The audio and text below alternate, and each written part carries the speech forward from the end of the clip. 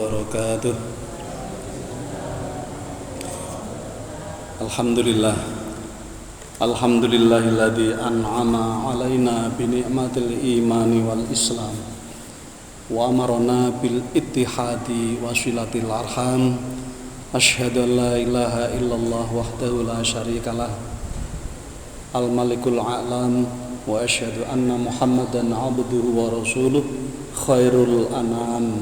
Allahumma shalli wa sallim ala sayyidina Muhammadin wa ala alihi wa ashabihi ila yaumiz ziham. Amma ba'du. Ibu bapak-bapak jamaah Masjid Hidayatullah, jamaah majelis ta'lim yang dirahmati Allah, yarhamukumullah, ghafarakumullah. Alhamdulillah kita ketemu lagi pada malam hari ini untuk melanjutkan ta'lim kita membaca Lubabul Hadis. Kemarin kalau ada yang tidak ikut Mbak Anung, kemarin kita sudah menyelesaikan taklim kita tentang kitabus sholah. Jadi kitab sholat sudah selesai kita pelajari semua. Tetapi komitmen kita kalau nanti tetap ada pertanyaan atau ada pendalaman tentang hal-hal terkait sholat, silahkan dipertanyakan, kita diskusikan. Dan tentu kaitan dengan itu masih berlaku hafalan. Setoran hafalan masih berlaku bagi ada yang belum hafal. Kalau ada yang belum hafal dan sudah hafal, ibu-ibu, bapak-bapak, dan kemarin kita menyelesaikan bahasan tentang sholat jenazah. Kemarin intinya terakhir bahwa sholat jenazah itu hukumnya kita takziah itu hukumnya sunnah. Takziah itu sunnah, dan takziah itu hanya boleh dilakukan untuk keluarga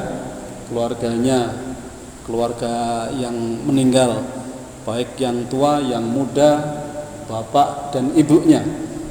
Tetapi bil khusus kalau yang meninggal itu katakanlah jandanya yang masih muda, yang meninggal bapaknya, maka yang boleh takziah hanya keluarganya. Kita yang orang ajnabiyah, kita yang orang selain muhrimnya tidak boleh takziah. Takziah itu intinya adalah kita memberikan semangat, kita memberikan pesan agar yang ditinggal mati itu bersabar atas takdir Allah. Ya, terus yang kemarin jenengan senyum-senyum itu yang saya ceritakan itu. Anak sing ditinggal meninggal iki masih janda muda ya dah, cantik. Ada tujuan lain gitu kan, yang cerita terakhir kemarin tak delok ibu-ibu bareng ya senyum ya. Padahal itu cerita lalu ya tahu. Ya tahu. Jadi itu cerita saduran saja. Niku nek jenengan mireng ke ceramah Kiai Anwar Zahid itu ada. Jadi cerita ketika ada seorang yang suaminya meninggal masih muda, kemudian istrinya juga masih cantik ya ta. Ada salah satu muazzi, orang yang takziah datang. Lalu dia mendekati istrinya. Ya wis nduk rasa sedih, kaya apa nek sing jenenge bojomu wis mati ki ya wis. Ya kuwi jenenge musibah kudu ditampa, aja disedih. Ya wis pengko nek ana apa-apa ya ngomong karo aku ngono ta.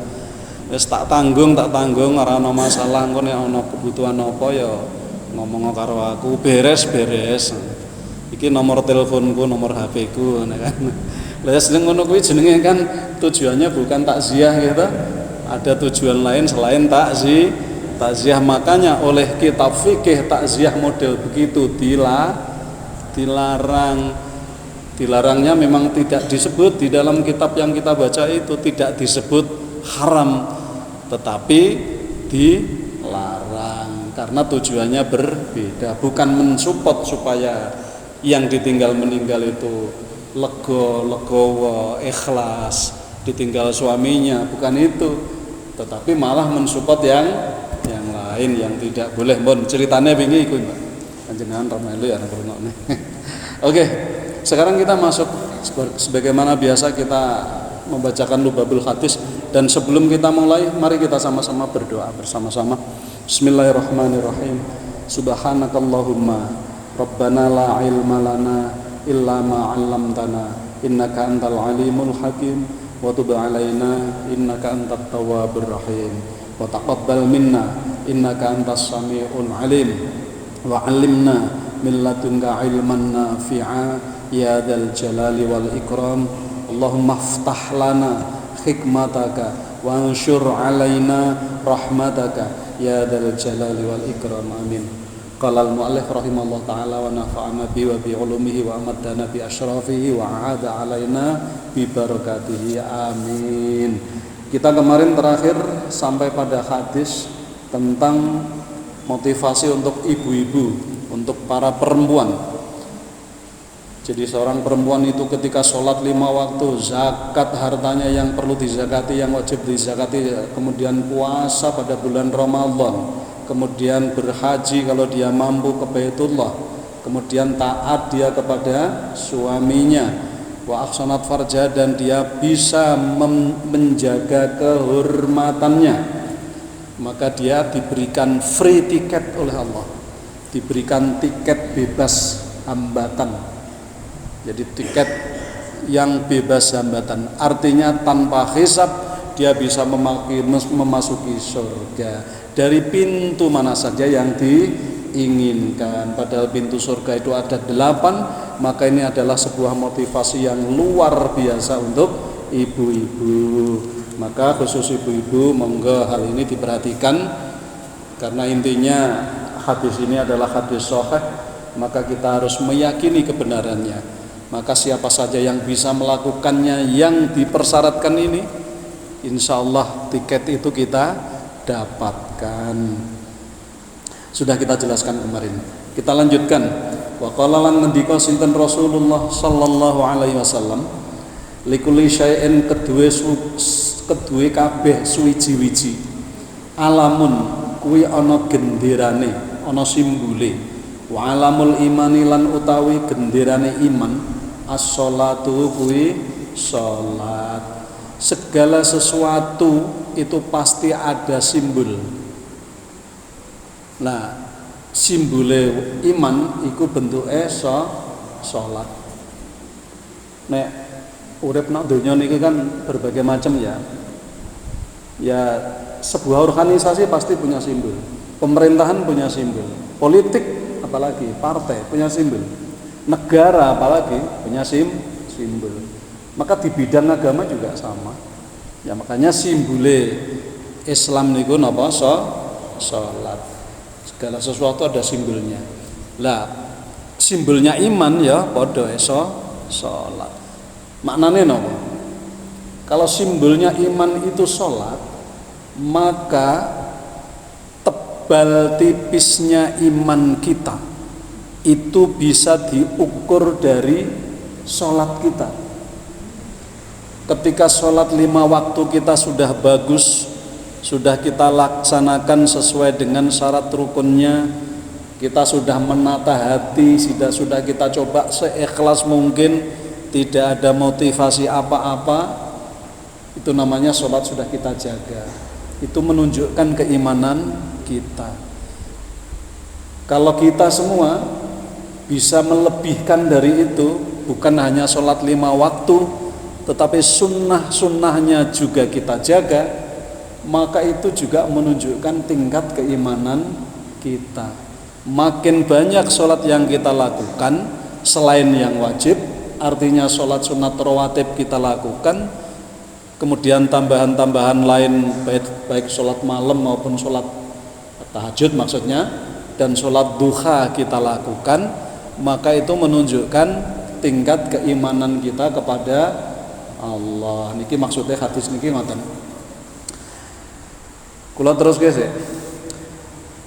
Wa qala lan ngendika sinten Rasulullah sallallahu alaihi wasallam, ittaqullaha, takwalah kalian semua kepada Allah. Padha takwa sira kabeh maring Allah fi sholati ing dalem salat. Takwa di sini berarti maknanya adalah, kalau di dalam sholat itu takwa kita maknai apa?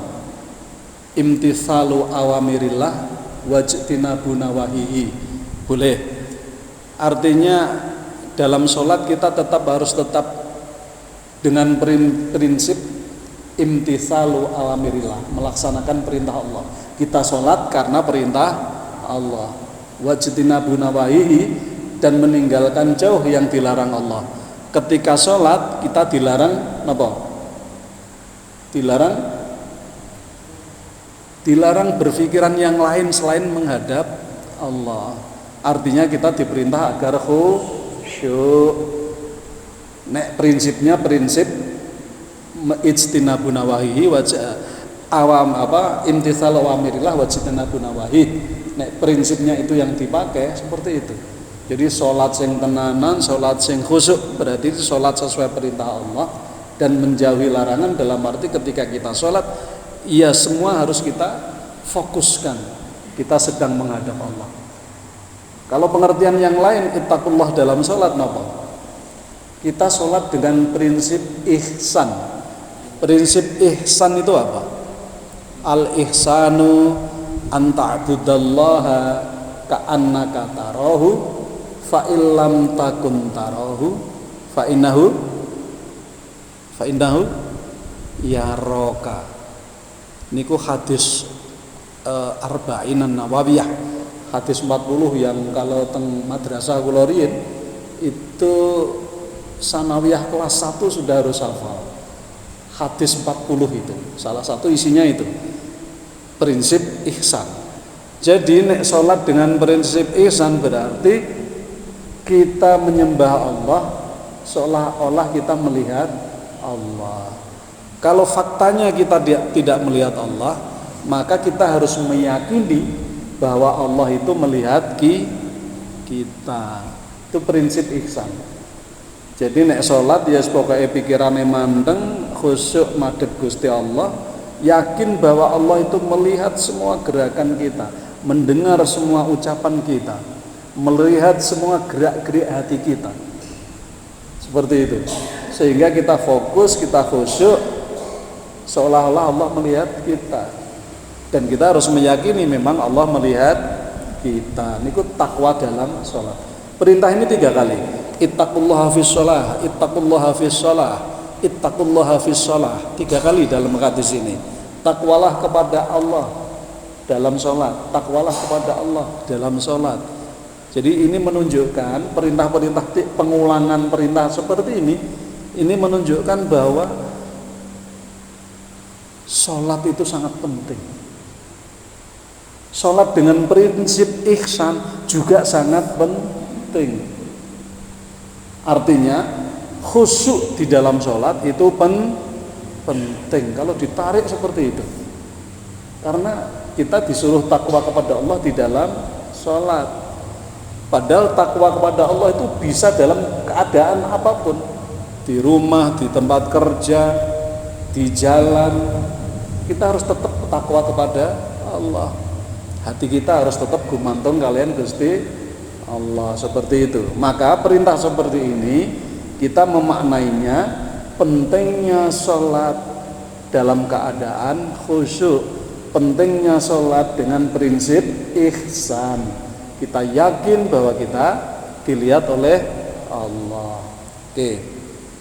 Ittaqullaha lan takwa sira kabeh Allah ing Allah fima ing dalem barang malakat kang duweni kang miliki aimanukum apa tangan tengen sira kabeh. Kita juga diperintah agar takwa kepada Allah terkait dengan apapun yang kita miliki. Fima malakat aimanukum artinya apa yang menjadi kekuasaan kita. Di sini dimaknai yang menjadi kekuasaan kita adalah istri kita dalam hadis ini. Jadi kita harus tetap takwa kepada Allah dalam mengelola, membina. Dalam bahasa lain ya? Mengelola, membina.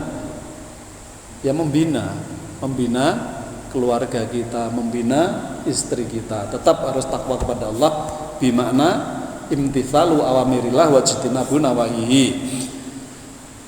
Kemudian ittaqullaha fid dha'ifaini. Takwalah kepada Allah di dalam fid dha'ifaini itu ing dalem wong kang apes loro. Wong sing apes loro berarti wong loro jenis dua orang ini yang lemah. Apes kuwi lemah. Sapa kuwi? Almar'atul armalatu. Ya kuwi wong wedok sing rondo. Wassobiyul yatimu lan bocah kang yatim kesepen bapa lan ibu. Jadi intinya sama, kita tetap harus berprinsip takwa kepada Allah di dalam mengelola, di dalam membina dua orang yang lemah. Dua orang yang lemah itu satu adalah janda. Tapi janda ini maksudnya janda tua, ya. Nek janda muda belum lemah tuh. Janda muda apalagi janda kaya. Loh, ya orang lemah. Kalau janda kaya itu tidak lemah. Dia punya kekuasaan dalam bentuk harta. Karena dia punya kekayaan, maka dia bisa mengatur hidupnya. Bahkan dia bisa memilih hidupnya. Iso milih berondong ya ini ya. Jadi itu beda. Maka almar'atul armalah itu rondo sing lemah. Janda tua yang lemah. Jadi tetap harus kita pelihara, kita bina dengan prinsip-prinsip takwa kepada Allah. Nek urusan rondo nom piye? Urusan rondo nom ya urusane sing nom-nom, nek wis tuwek-tuwek kaya Pak Sardi kaya aku ya aja wani-wani ngurusi kuwi. Bahaya ya Mas ya. Enggak bagus lah gitu kan. Itu bisa merusak hati kita. Kan hati ini harus kita manage gitu. Wasobiyul yatim, anak kecil yang yatim, yang sering jadi bukan persoalan ya, yang sering jadi perbedaan pendapat kita itu memaknai yatim. Yatim itu sak ngerti kula. Selama saya belajar di pesantren Matulul Falah itu, ya bocah isih durung balik ditinggal mati bapake, bukan ditinggal mati ibune. Nek ditinggal mati ibune, dia masih punya kekuatan ekonomi. Yang bekerja orang laki-lakinya, bapaknya. Dia masih punya sumber penghidupan dari orang tua lakinya. Menurut saya bukan yatim yang selama ini saya pelajari. Tetapi kalau pada bulan Muharram yang kita kumpulkan itu termasuk yang begitu. Kumpul kabeh. Jadi maknanya harus benar. Mulane nek teng hadis niki wasobiyul yatimu, bocah cilik sing yatim. Itu ditegaskan di sini. Maka terkait kali niki hadis Rasulullah yang juga populer dan sahih, ana wa kafilul yatim kahataini fil jannah. Aku, kata Rasulullah, bersama orang yang mau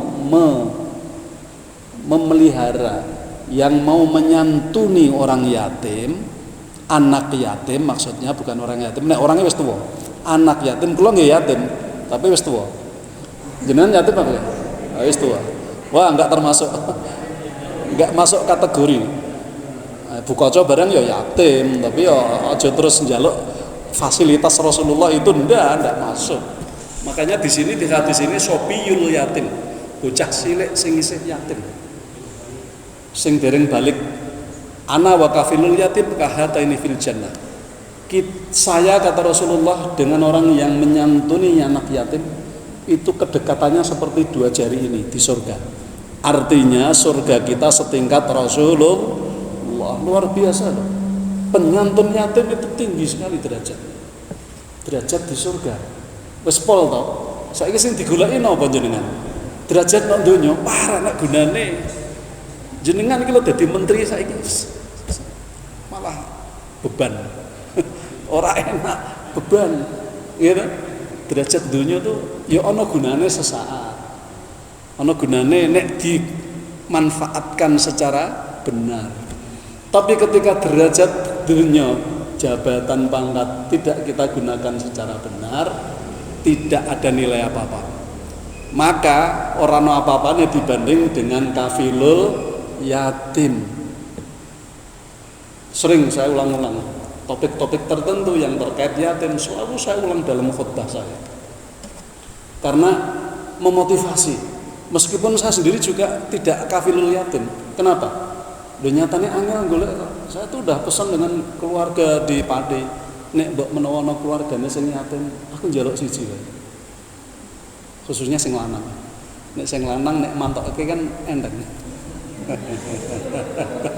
Nek wedok kan kita duwe gawe tenanan ya. Enggak, itu salah satu motivasi. Salah satu motivasi. Nggih, pripun? Ada ya. Jadi seperti itu. Nah, dan untuk jenengan samakan persepsi ya. Yatim itu tinggi derajatnya. Sering saya ulang-ulang ini. Ojo nganti salah pikir. Jenengan sedekah karo yatim, boleh enggak? Boleh enggak? Tidak boleh. Kelasnya bukan sedekah. Yatim itu infak kelasnya. Niat hati harus sebagian harta kita itu untuk infak untuk yatim. Makanya kafilul yatim itu orang yang mencukupi. Yatim ditinggal bapak ibu isih sekolah. Lah niku luar biasa. Itu masuk dalam hadis Rasulullah tadi.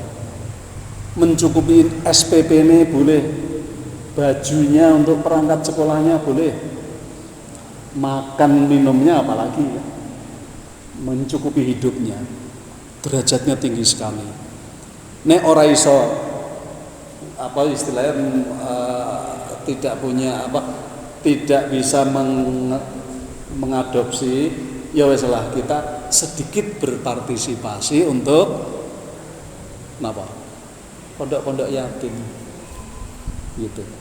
Persoalan kita lho engko dienggo tenan apa ora? Lho itu urusannya orang. Bismillah kita itu yang dinilai Allah.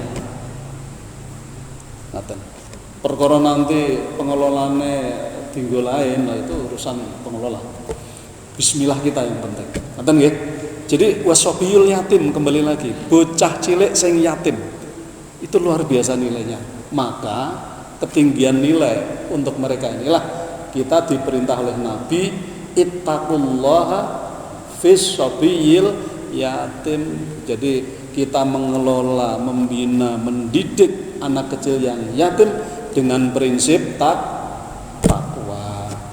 Ngoten nggih penjelasan menurut saya, ya mungkin kalau ustadz yang lain menjelaskannya mungkin ada pengembangan yang berbeda. Tetapi dari makna harfiah ini, dari makna harfiah yang ada di hadis ini, maka pemaknaannya adalah seperti itu. Jadi membina dari sisi sholat sendiri, kemudian membina orang tua, membina orang yang lemah, membina janda tua yang lemah, membina anak kecil yang yatim, semuanya harus dengan prinsip takwa. Dengan prinsip takwa. Oke, kula terus ke. Nek bahasa mriki ngemong. Bahasane teng mriki pemaknaan fima malakat aimanukum itu ittaqullaha fima malakat aimanukum, bertakwalah kalian kepada Allah dalam rangka ngemong bojomu. Gampangane fima malakat aimanukum. Kula terus ke. Wa qala lan ngendika sinten Rasulullah sallallahu alaihi wasallam, sallu padha salat sira kabeh kama raaitumuni, kaya sing wis mbok delokno ingsun. Usolli aku salat. Kula ulangi, sallu kama raaitumuni usolli. Salat sira kabeh kama kaya barang raaitumuni kang wis ningali sira kabeh ing ingsun usolli salat ingsun. Maksudnya sholatlah kalian sebagaimana yang sudah aku lakukan dalam sholat.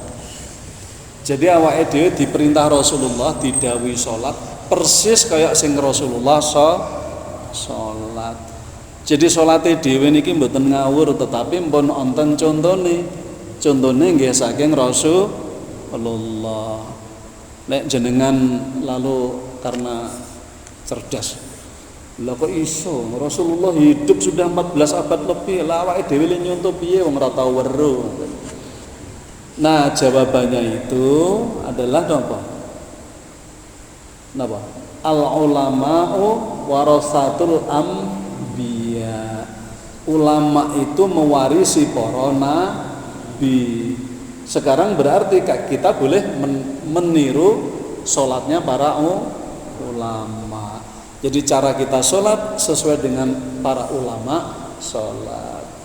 Para ulama sholat buktinya teng nopo? Ya fisik sholat ketika mereka sholat atau melalui napa? Kitab. Apa yang kita pelajari selama ini sudah 6 bulanan ini, kitabus sholat, kitab tentang sholat itu adalah salah satu cara kita mencontoh Rasul. Karena kitab yang kita pelajari itu kitabnya ulama Asy-Syafi'iyah, ulama yang mengikuti mazhab Asy-Syafi'i, maka sholat kita sama saja kalau kita runut sudah sama dengan sholatnya Rasulullah. Jadi semua yang kita pelajari, syariat sholat, tentang sholat, kitabus sholat, dan semuanya itu mengikuti syariatnya Rasulullah. Maka sholat kita sudah sama seperti ketika Rasulullah sholat. Ngoten nggih? Al ulama'u warasatul anbiya. Maka ya tentu kita tidak mungkin bisa persis. Jadi sholat kita orang mungkin bisa persis karo Rasulullah. Rasulullah niku nek sholat malam niku ora mung kaya awake dhewe 5 menit bar 10 menit bar, berjam-jam. Kan ngoten to?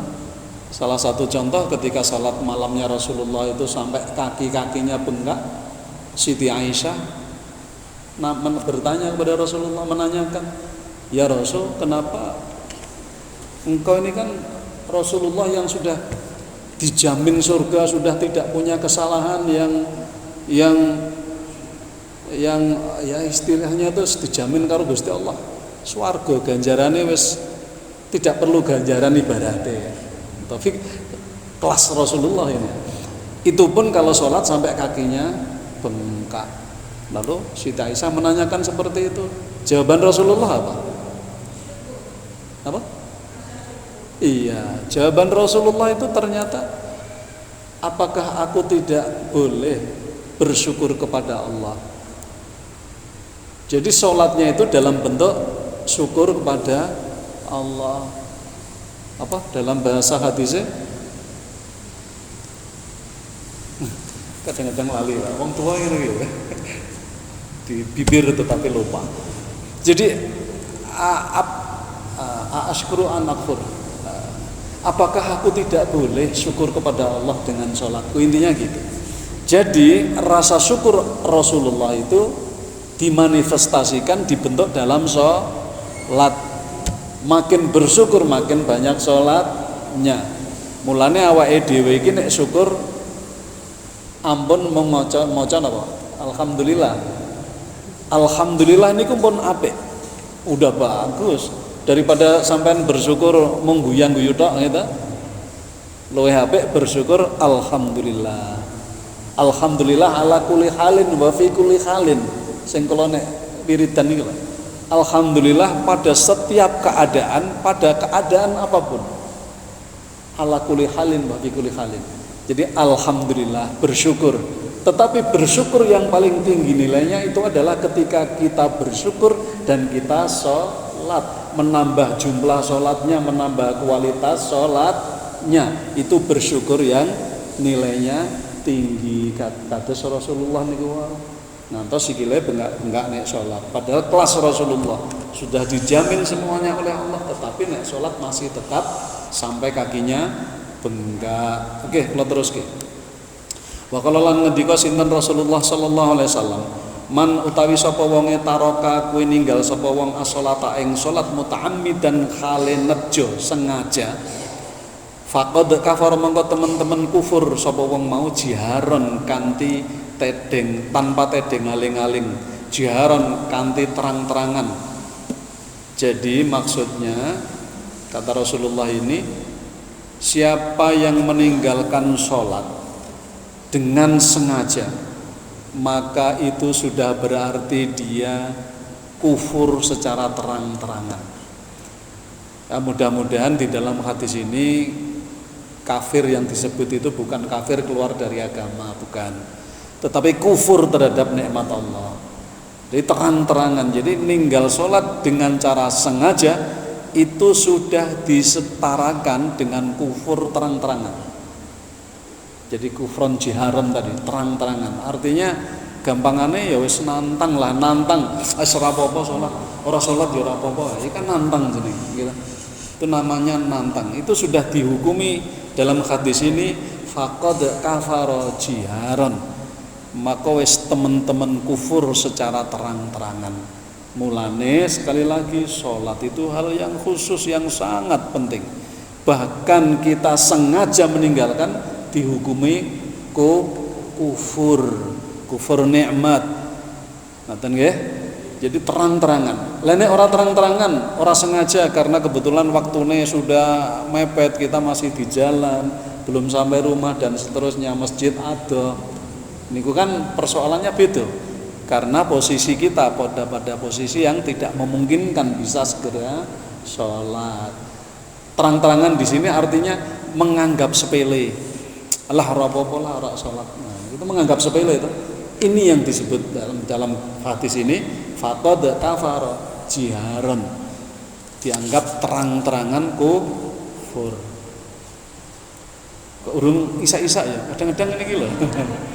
Perasaan nek wis nunggu isa malah suwi ya. Ya lanjut ya. Oke. Dilanjut apa mau kaitan dengan sholat? Ada yang mau setoran hafalan? Wonten? Nah? Oh, tentang sholat. Boleh?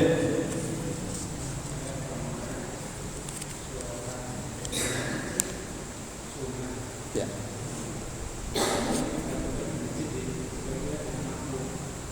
Tiba-tiba ada yang makmum.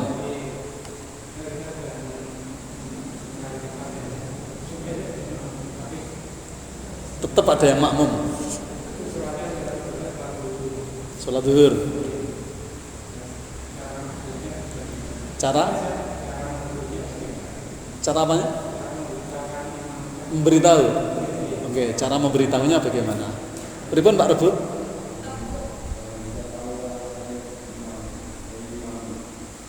Iya, ngimami kan, karena yang makmum tidak tahu toh cara memberitahunya. Yeah. Ada yang makmum padahal zuhur 4 rakaat. Jenengan wis salam dek ini nambah kan?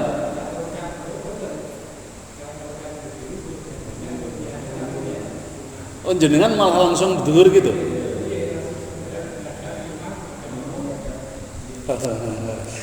Iya.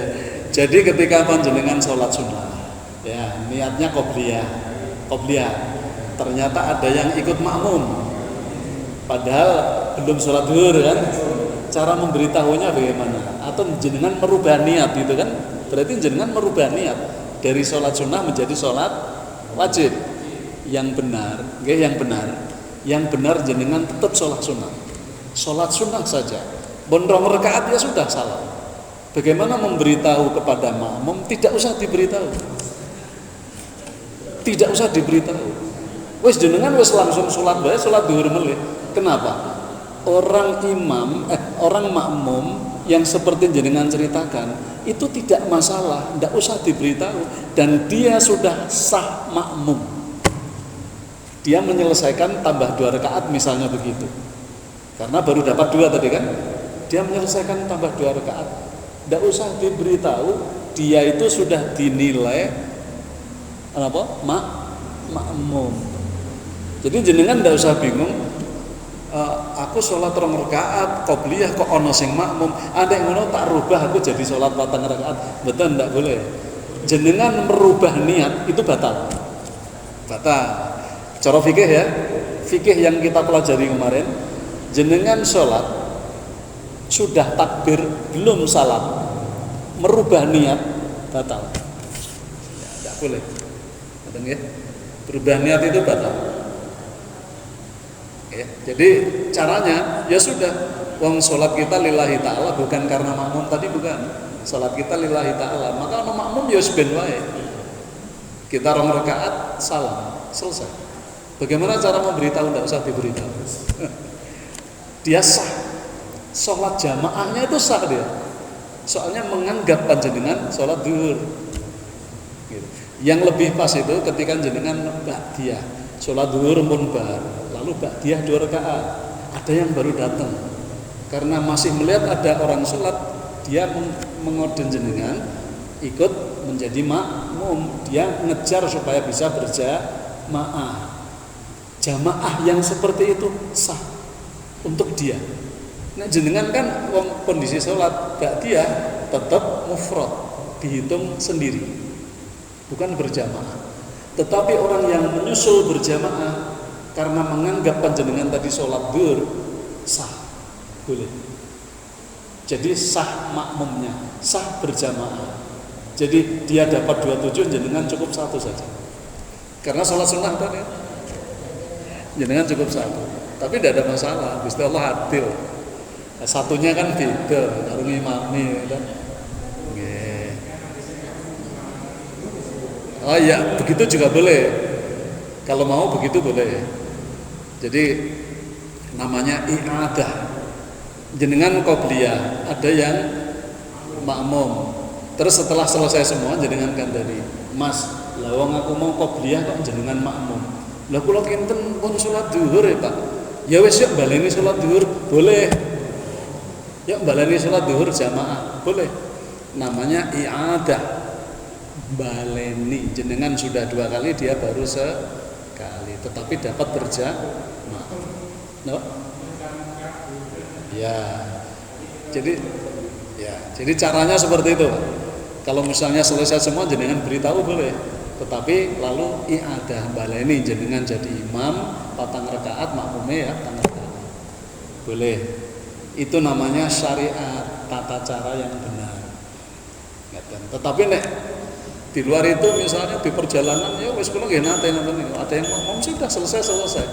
Saya keluar masjid dia masih meneruskan, sah jamaahnya. J.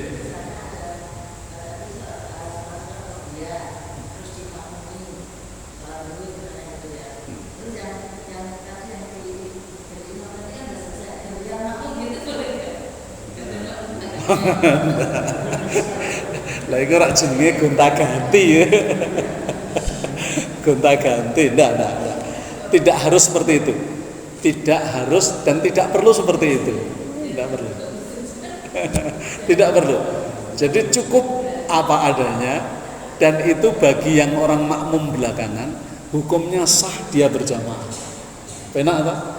Penak fikih niku penak. Jadi sebetulnya mempermudah bukan mempersulit. Tetapi dengan ada caranya seperti itu. Tapi nggih niku nek jenengan kok ragu-ragu, yuk sholat meneh yuk berjamaah, boleh, namanya i'adah. Ya, boleh, tidak masalah. Ngoten nggih? Cukup? Baik. Terima kasih. Dan kita sudahi dulu untuk lubabul hadis.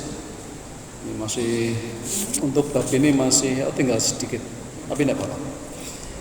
Baik ibu-ibu, bapak-bapak, terima kasih perhatiannya dan kita tutup bersama-sama dengan bacaan kafaratul majlis. Subhanakallahumma wa bihamdika asyhadu an la ilaha illa anta astaghfiruka wa atubu ilaik. Assalamualaikum warahmatullahi wabarakatuh.